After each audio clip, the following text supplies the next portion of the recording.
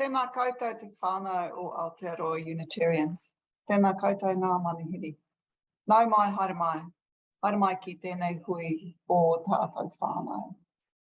Tēnā koutou, tēnā koutou, tēnā tātou katoa.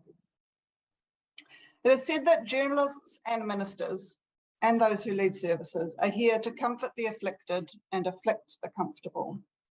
I say we are all afflicted and we are all comfortable. May our time together this morning be a comfort and a confrontation.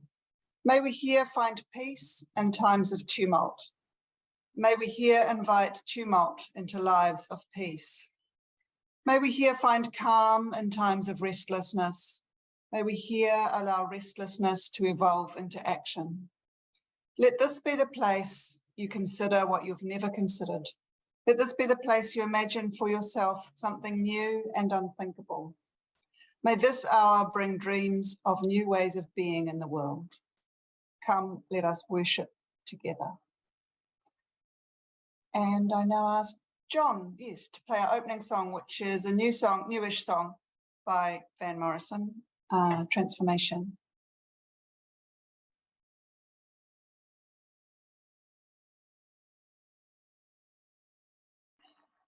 Now I invite everyone to say the covenant of the church with me. Love is the doctrine of this church. The quest for truth is the sacrament. Service is its prayer. To dwell together in peace, to seek knowledge and freedom, to serve humankind in fellowship, to the end that all souls shall grow in harmony. Thus do we covenant with each other and with our God. Thank you. Now I invite anybody who's got a candle to light it and ask somebody in church if you could light the chalice there. Using a spark of hope, kindle the flame of love, ignite the light of peace, and feed the flame of justice. Okay, so we have another song. John, if you would. This is Patea.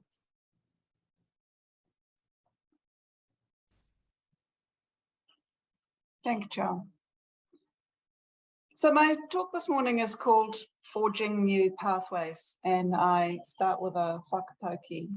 Ki te kahore he whakakitenga ka ngaro te iwi, which means without foresight or vision, the people will be lost.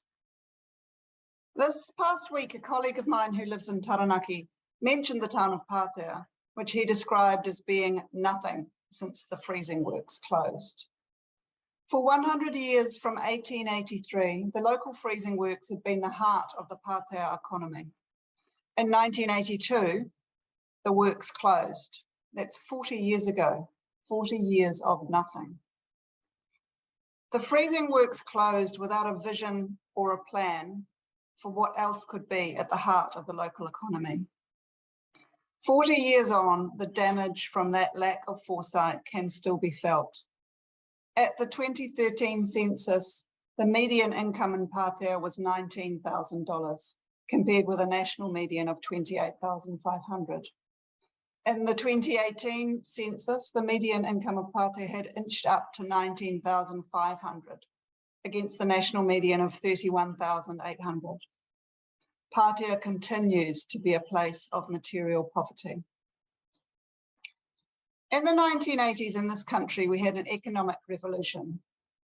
Rogernomics meant major and rapid deregulation, underpinned by an ideology that held that an efficient free market would provide for people's needs and that the freedom for individuals to pursue their own interests would lead to great enterprise and growing wealth that would trickle down. Rogernomics had its international siblings in Reaganomics and Thatcherism. Roger was more extreme. Trickle down does not work. After our Rogernomics revolution, inequality in New Zealand grew faster than anywhere else in the OECD. Patea is only one town among many who had their economic heart ripped out, as capital was allowed to flow wherever an increasingly wealthy small elite could send it to maximise their wealth. Patea, rather than any of the other towns, became emblematic of the damage done by Rogernomics because of the song Poie, released in 1984. The Patea Māori Club and Dalvania's Prime made a hit record. The publicity for the song allowed the Patea Māori Club to tell the story of the devastation of the economic lives of the people of Patea.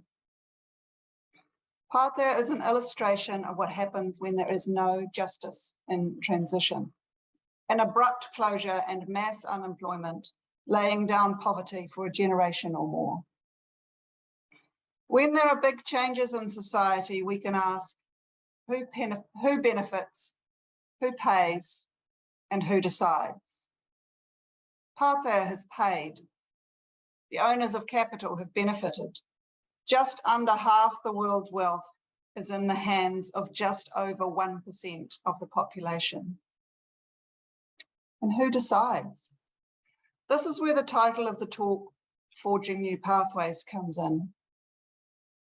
There is more than one origin story of the just transition movement, but the best amalgam of stories I can find goes something like this. In the US in the 1970s, environmental regulation started to increase as human damage to the planet and polluting industries became evident. Employers resisted the regulation as it would interfere with their business. Environmentalists were seen as the enemy of business. Workers needed jobs and were often supportive of their employers and environmental degradation for the sake of their livelihoods. Ki te kahore, he whakakitenga, ka ngaro te iwi. Without vision and foresight, the people will be lost. In response to that tension between environmentalism and polluting employment, vision and foresight among a few people led to the beginnings of the just transition movement. Indigenous people, environmentalists, and unions joined together to talk about the importance of justice in any transition, understanding that a jobs versus the environment binary understanding of the world would lead to the people being lost, the people and the planet. There was an example from history of vision and foresight. In the US after World War II, the federal government passed the GI Bill to cushion the transition back into society of soldiers returning from the war. The bill invested in that transition. Benefits included low-cost mortgages, low-interest loans to start a business or a farm, 1 year of unemployment compensation, and dedicated payments of tuition and living expenses to attend high school, college, or vocational school. By 1956, when the bill expired, 7.8 million people had taken advantage of those benefits. The incipient just transition movement advocated for a similar model to this, to cushion transitions for workers. A formal group, the Just Transition Alliance, was founded in 1997. Fast forward to 2022, cross the Pacific Ocean for this country. Just transition is now a phrase that is routinely used in the Sustainable Business Network, in the Tripartite Future of Work Forum, and across the union movement. The principles of just transition include engagement of people who will be affected by change.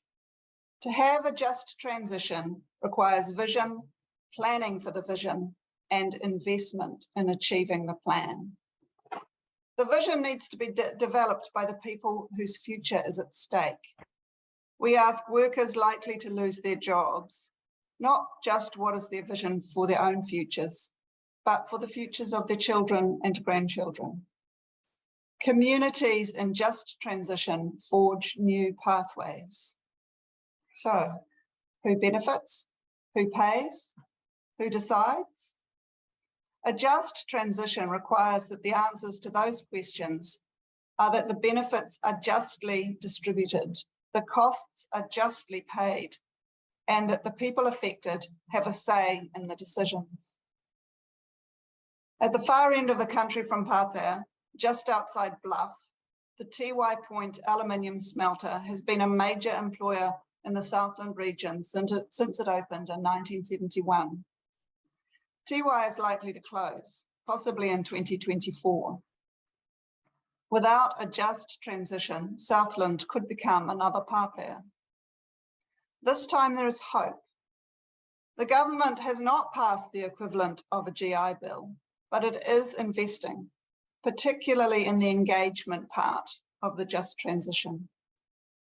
We have a full-time organiser who is responsible for fostering relationships and creating places for the voices of the community to be heard. Local employers, community groups and union members participate in conversations about their own futures. We have a service called Job Match, which is a union-run mechanism to ensure that people looking for work and people looking for workers can be connected up, with a requirement that jobs on offer be good jobs, providing decent work and good pay as a basis for decent lives. We have a formal agreement with Murihiku Regeneration, a project run by Runanga o Ngai Tahu, the local mana whenua.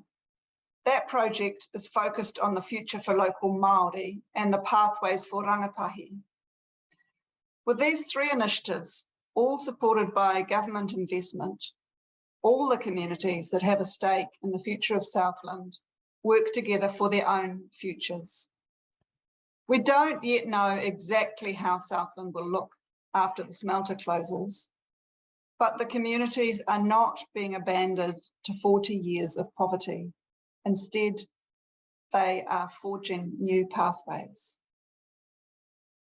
Kia ora. And now, the closing song, please, John. This one's a bit more familiar. Thank you. Okay. Closing words, it's a poem by Raina Maria Rilke. Songs to Orpheus, Part 2, 12. Want the change. Be inspired by the flame where everything shines as it disappears. The artist, when sketching, loves nothing so much as the curve of the human body as it turns away. What locks itself in sameness has congealed. Is it safer to be grey and numb? What turns hard becomes rigid and is easily shattered. Pour yourself like a fountain. Flow into the knowledge that what you are seeking finishes often at the start and with ending begins. Every happiness is the child of a separation it did not think it could survive. And Daphne, becoming a laurel, dares you to become the wind.